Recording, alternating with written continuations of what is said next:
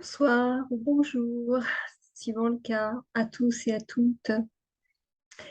Eh bien, l'enseignement aujourd'hui vers lequel on me dirige, eh bien, c'est de vous parler d'une parabole qui est connue sur le plan biblique, euh, qui s'appelle la parabole du semeur. Alors, l'ange maître ne va pas nous l'expliquer d'un point de vue biblique, puisqu'il dépasse les dimensions et les dogmes de la religion, même s'il a à cœur d'être relié à l'énergie vibratoire de ce grand maître aussi, qui est venu enseigner, auquel il fait référence et assez régulièrement, même j'allais dire presque tout le temps, mais il lui donne justement une dimension différente de celle qui a été approchée aussi à travers les âges et surtout à travers des points de vue sectaires aussi et qui pourraient diviser.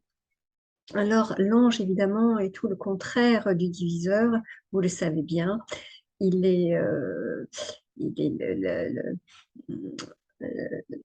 le maître de l'harmonie, je dirais, hein. Et quand je dis maître, il est le chef d'orchestre, hein, tout simplement. Voilà. Et il accorde chacun de nos instruments et nous faisons un son différent tous, mais dans cette orchestration, eh bien, nous pouvons être à l'unisson et être de concert. C'est cela qu'il appelle être ensemble. Alors, la parabole du semeur, eh bien, euh, il faut s'entendre déjà aussi sur le sens de ce terme que nous appelons parabole. Alors, je fais une petite parenthèse parce que ça me fait penser à un enfant qui un jour à qui j'expliquais certaines choses et je lui parlais des paraboles et parce qu'il faisait son catéchisme et je lui dis est-ce que tu as bien compris ce que c'était qu'une parabole? Et il me dit, ben, est-ce que le Seigneur, il a une parabole, il a Canal+. Alors j'ai ri intérieurement, bien sûr, vous en doutez, parce que c'est trop mignon. Et ça part toujours d'un cœur pur et innocent. Et voilà ce que connaissent les enfants d'aujourd'hui. Et la connexion pour eux, ben, c'est d'avoir une parabole ou de regarder une chaîne de télévision et notamment d'avoir le lecteur, le décodeur de Canal+, quoi. Voilà. Alors je lui ai répondu avec beaucoup d'humour, euh, parce qu'il faut en avoir, hein, quand on aborde des sujets comme cela. Et voilà, j'ai dit, non seulement je crois qu'il est connecté et qu'il a Canal parce que tu vois, il a tous les canaux, lui. Le décodeur, eh bien, c'est ta foi, justement, c'est ce à quoi tu crois. Alors, bon, je ferme la petite parenthèse. Et parabole, bien sûr, c'est simplement une image dont nous nous servons, pris dans notre réalité pour comprendre et entrer en conscience avec ce que nous vivons, justement. C'est ce que font aussi dans d'autres approches l'analogie et l'imagerie mentale, etc. Les visualisations aussi font des fois appel à cela. Donc, pour revenir au sujet de cette parabole du semeur, il m'a fait aussi entendre que nous allons nous entretenir assez rapidement sur la sagesse, le temple de sagesse. Nous allons être introduits aussi dans ce qu'il veut nous faire entendre de la sérénité, qui sont vraiment des pans, des plans aussi, non pas intermédiaires, mais complètement en fusion avec cette reliance qui est demandée. Et donc, tout en respectant, comme je vous l'ai annoncé les fois précédentes, le processus de croissance, et nous allons pouvoir entrer dans ces entendements à l'aune, bien sûr, de ce que vous êtes en mesure de recevoir, tout simplement, et c'est tout à fait naturel. Alors, je vais me mettre à l'écoute de l'ange maître qui, bien sûr, je vous le rappelle, est aussi l'égide de cette chaîne dans le sens où il vient lui donner sa vibration Et vous le verrez que même à travers une vidéo, elle est très perceptible, très.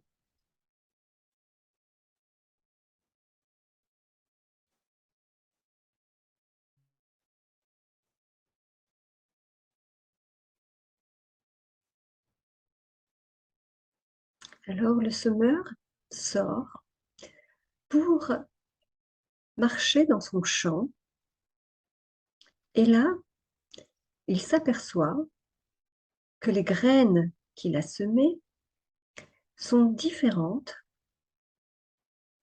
et se répandent sur 4 terres différentes. La première a répandu des graines qui sont au bord du chemin.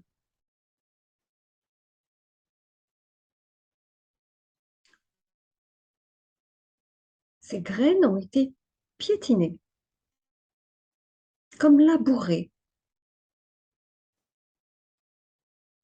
On pourrait dire qu'un troupeau est passé dessus sans faire attention qu'il y avait des graines à cet emplacement et qu'elles avaient un but, qu'elles avaient une raison d'être. Et on n'y a absolument pas prêté la moindre attention. Et le maître dit ceci: le semeur, c'est le créateur, c'est son germe de vie. La graine est créatrice, même dans le sens humain. Inutile de rappeler la production, la co-création, la naissance à laquelle l'être humain aussi donne vie au travers de sa semence terrestre. Et là, en l'occurrence, c'est la semence divine. Et cette graine est au bord du chemin, complètement maltraitée, malmenée. Elle n'a pas pu s'enraciner parce que c'est ce que elle cette terre nous ressemble. Elle représente le fait que nous agitons sans arrêt et que nous ne savons pas nous arrêter, prendre l'instant d'observer et de regarder ce qui se passe en soi et encore moins à l'extérieur de soi, puisque on est confondu dans une espèce de routine qui ne prête plus attention vraiment à ce qui est. Alors, ce qu'il faut entendre, c'est que rien ne peut germer si on ne prend pas le temps de s'occuper de cette terre. Donc, arrêtons-nous un instant et observons. L'observation juste amène à une pensée juste et à une action juste. Ça passe par une concentration aussi. Donc, il faut falloir bien prendre conscience de calmer la sérénité dont il veut nous parler, l'esprit qui, lui, est aux commandes et qui ne peut habiter dans un espace où le tumulte règne. Et on sait bien ce qui agite, on sait bien ce qui est le tumulte, sans quelquefois lui donner son nom propre, mais il est là, il faut le reconnaître et prendre la décision de cesser ce comportement humain. Hein? Alors, quand il nous invite à prendre conscience de cela, ce n'est jamais dans le sens de pointer du doigt et de juger. C'est juste une invitation, justement, à prendre conscience de ce qui est, de ce qui est dans la vie, de ce qui est dans cette réalité qui ne peut absolument pas entrer dans d'autres dimensions puisqu'elle est obstructive quelque part, limitante. Hein. La deuxième terre, il continue sa marche et un peu plus loin dans son champ, il s'aperçoit que non seulement les graines sont éparpillées, pas enracinées, mais qu'en plus, les oiseaux sont venus les manger. Et dans cet état de fait, les oiseaux ici ne représentent pas du tout l'âme, mais celui qui vient dérober, qui vient voler la semence. C'est-à-dire que d'un point de vue public, vous voyez, on va l'entendre du point de vue du diviseur, du point de vue du maléfice, etc.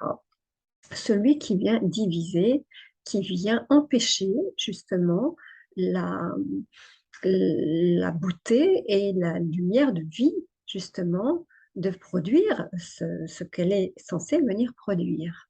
Alors, on ne va pas lui faire audience, hein, c'est pas du tout le cas.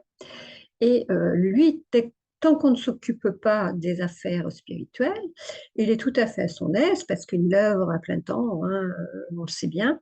Donc, c'est quand on commence justement à s'occuper de sa terre et de prendre conscience de cette vie en nous, eh bien là, il est très dérangé et il fait tout pour venir perturber et surtout faire croire que lui-même n'existe pas. Alors, il ne faut pas se voiler la face, justement, dans cette observation. Nous savons que cela existe sans justement parler de choses dramatiques, mais souvent qui peut entraîner des épreuves, de la contradiction, du désordre, etc., etc. Arrive maintenant, avant cette troisième terre, parce que cela, il ne faut pas oublier de le mentionner non plus, c'est que le maître mentionne bien qu'en plus, il y a des ronces. Et on sait que bien que lorsqu'on laisse ces espèces rampantes grossir, qu'elles viennent étouffer un petit peu ce qu'il y a autour, non seulement il y a des ronces, mais en plus elles sont épineuses. Et les épines, bien sûr, inutile de vous dire que c'est pas très sorcier non plus à reconnaître, eh bien, ce sont de vrais empêchements. Et cela est relié justement au désordre intérieur et extérieur, mais à savoir plus en particulier ce qui est domaine des pensées qui nous entraînent vers et des actes aussi, des envies qui nous entraînent vers des besoins qui ne nous amènent pas à nourrir la vie, c'est-à-dire ce que certains appellent des tentations, mais bon, je n'aime pas trop ce terme et tout ce que ça draine derrière. C'est plutôt d'être tenté par des choses justement qui ne nous sont pas utiles pour notre existence tout simplement et qui viendraient empêcher ou désordonner, hein, il n'y a pas, j'entends pas d'autres termes, et qui viennent bousculer justement l'ordre naturel, qui nous empêche de voir notre nature profonde. Et il faut débroussailler ce chemin pour pouvoir arriver à une terre saine. Et en allant un petit peu plus loin, nous arrivons sur un chemin où là, il y a des pierres, des petites pousses quand même, sont quand même arrivées à, entre les pierres, à trouver une existence. Donc, à faire de petites racines. Et ces petites racines, elles ne sont pas assez fortes encore. Pourquoi? Parce que les pierres les empêchent de trouver leur voie. Les pierres, bien sûr, et vous avez déjà entendu ce terme aussi dans plusieurs doctrines, eh bien, représente notre endurcissement. Vous avez entendu parler du cœur de pierre et du cœur de chair. Eh bien, c'est à cet endroit-là que nous le trouvons. C'est à cet endroit, justement, où l'observation nous demande, par justement l'aide et la soutenance de nos êtres de lumière, qui, par la voie intuitive, justement, essaie de trouver le chemin pour se faire entendre et vous dire, voilà, tu observes ce caillou sur ton chemin, qu'il ne t'empêche pas d'avancer. Écarte-le. Cela ne veut pas dire, ou dépasse-le, hein, contourne-le. Ne t'arrête pas, ne fais pas un focus non plus sur ce qui t'empêche d'avancer. C'est une réalité, tout en étant dans un plan illusoire. On en parlera aussi de ce plan illusoire. Et certains d'entre nous, nous le savons, vont s'arrêter, ne vont pas dépasser cet obstacle. Alors c'est pareil, ce n'est pas en pointant du doigt et pour juger, on ne le fait pas exprès. Hein. Bon, il y a des fois des choses conscientes malheureusement, et cela s'appelle tout simplement de la méchanceté ou autre chose, quand volontairement on met des pierres sur le chemin de quelqu'un. Bon, mais c'est pas l'objet d'aujourd'hui. L'objet d'aujourd'hui, c'est de faire prendre conscience que cet endurcissement, qui n'est pas toujours donc de votre volonté propre, eh bien, est appelé à changer, est appelé à se transformer et à être dépassé pour que vous puissiez retrouver votre direction. Et c'est en cela que l'attention, l'observation vers laquelle on vous amène, vous dirige, pas pour vous juger. C'est en cela que l'on reçoit l'aide, hein, pas dans le jugement. Hein, le jugement que nous avons aussi en propre d'une certaine manière et qui nous permet aussi un certain discernement, c'est encore une autre dimension. Hein. Mais n'oubliez jamais que de ne pas vous endurcir, c'est cela le message. Ne soyez pas trop sévère, même quand vous prenez conscience de votre erreur. Cela nous fait prendre conscience que vous êtes, que nous sommes, parce que je me mets dans le lot, hein, nous ne sommes qu'humains, totalement imparfaits, et c'est parfait ainsi. Et les êtres de lumière nous prennent justement tels que nous sommes. Il faut cela l'avoir toujours chevillé au cœur. Et la quatrième terre, là, présente de jeunes pousses qui ont réussi à s'enraciner. Mais elles sont si jeunes qu'il faut, en les observant, prendre compte que la croissance va demander du soin. Je vous en parlais dans les vidéos précédentes. Et ce soin, c'est justement la reconnaissance et l'amour de Dieu qui est à l'action et qui permet justement, dans cette gestation intérieure, puis extérieure ensuite, eh bien, de donner du fruit. Voilà, seulement à ce moment-là. C'est en cela que nous sommes appelés à regarder justement au travers ces quatre terres, ces quatre terreaux, dans quelle terre nous nous situons, avec beaucoup de compassion, parce que ne l'oublions pas, ce qui nous empêche justement d'être sereins, et ce sera l'objet de la vidéo qui suivra, eh bien, c'est nos croyances limitantes, ce sont nos peurs, ce sont nos jugements, nos autocritiques, dont aussi j'ai un petit peu abordé dans les premières vidéos. Et il est question de se délester justement de tous ces enchaînements, parce que quelquefois, c'est un enchaînement de choses qui fait que nous n'arrivons pas là où nous sommes censés justement accomplir notre mission de vie et qui est révélée justement à ce moment-là, en plein jour, c'est-à-dire dans notre conscience. La conscience se fait jour à ce moment-là. Voilà. Donc, c'est en somme, hein, parce que ce n'est qu'une synthèse, le propos vers lequel l'ange maître veut attirer notre attention par rapport, eh bien, à tous les terrains, justement, que nous foulons dans notre vie. Et il y a des endroits où il n'est pas bon du tout, de mettre les pieds et de s'enraciner. Par contre, rappelez-vous, lorsque on est dans un endroit où on ne peut pas accueillir la parole, donc c'est-à-dire l'enseignement de vie, eh bien, on nous a demandé de secouer la poussière de nos vêtements et de nous en aller. On y reviendra aussi en temps voulu. Et on ne va pas parler de la phrase qui suit du jugement de Sodome et Gomorrhe, etc. C'est autre chose. Voilà. Alors, pour ce qui est, voilà, de l'instant, eh bien, je vais vous laisser donc à votre méditation par rapport à cela. N'hésitez pas à laisser vos commentaires. N'hésitez pas à échanger parce que donc en faisant cette action, et même en faisant vos suggestions, eh bien, c'est ce qui donnera vie aussi à cette chaîne et ce qui formera la communauté dont les êtres de lumière nous ont demandé de constituer au travers de cet instrument qui est YouTube, entre autres. Hein, et les réseaux sociaux quand ils sont dirigés dans le bon sens. Voilà.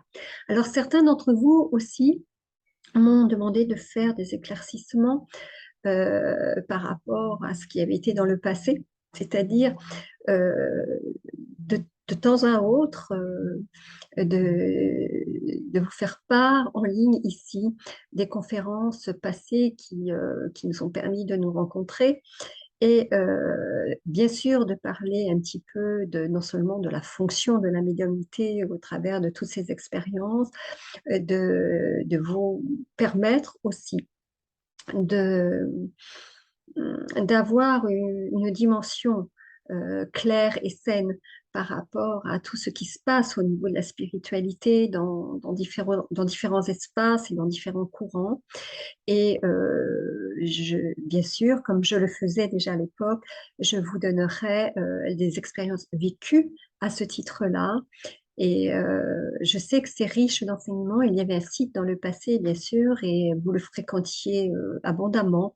Et vous aimiez justement ces partages, ces textes, prières et ces méditations que je vous offrais, et aussi la synthèse de ces conférences.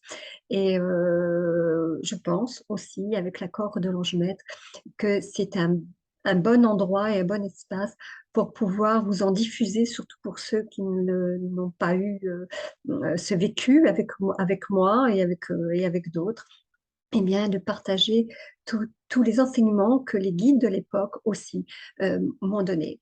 À savoir aussi que très bientôt, je vous retransmettrai, puisque c'est dans très très vite, hein, dans quelques jours, le très très beau message d'une amie que j'affectionne particulièrement et que je mentionnerai régulièrement, qui est aussi dans son au-delà maintenant, et qui avait reçu un très beau message sur le message de la Toussaint, justement, pour nos défunts. Alors, je ne manquerai pas à cet appel et je vous le diffuserai avec grand plaisir. Voilà, je vous remercie beaucoup pour votre écoute. N'oubliez pas de vous abonner si l'élan du cœur vous le dit. Voilà. Et merci pour votre écoute. Et je vous dis à très vite.